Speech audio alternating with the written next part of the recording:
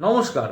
জ্যোতিষশাস্ত্রে শুক্রের সাথে চন্দ্রের যদি কোনো রকম যোগ হয়ে গিয়ে থাকে তাহলে আমরা এটিকে কিন্তু অত্যন্ত শুভ একটি যোগ বলে থাকি। কিন্তু এই জিনিসটা দেখতে হবে, এই শুভ যোগ যদি কোনো রকমভাবে ষষ্ঠ ভাব, অষ্টম ভাব, দ্বাদশ ভাব এইরকম কোনো রকম নেগেটিভ কম্বিনেশন, নেগেটিভ জায়গাতে চলে যায়, তাহলে কিন্তু এই যে শুভ যোগটা কিন্তু সম্পূর্ণরূপে অশুভ যোগে পরিণত হয়। দেখবেন চন্দ্রের সঙ্গে শুক্রের দৃষ্টি বিনিময় হলে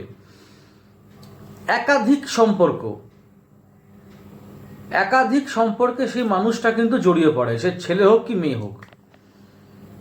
শুক্র চন্দ্রের কম্বিনেশন অতি অবশ্যই একটি ভালো তত্ত্বকে বোঝায়, কিন্তু অনেক ক্ষেত্রে এরকম দেখা যায় যদি কোনো রকম নেগেটিভ নক্ষত্র, যদি কোনো রকম নেগেটিভ রাশি, নেগেটিভ এলিমেন্ট, নেগেটিভ নক্ষত্র, নেগেটিভ তত্ত্ব এগুলো যদি পেয়ে যায় তাহলে কিন্তু প্রচণ্ড পরিমাণে নেগেটিভ ফল দেয় শুক্রের সাথে চন্দ্রের কানেকশন বা কম্বিনেশন।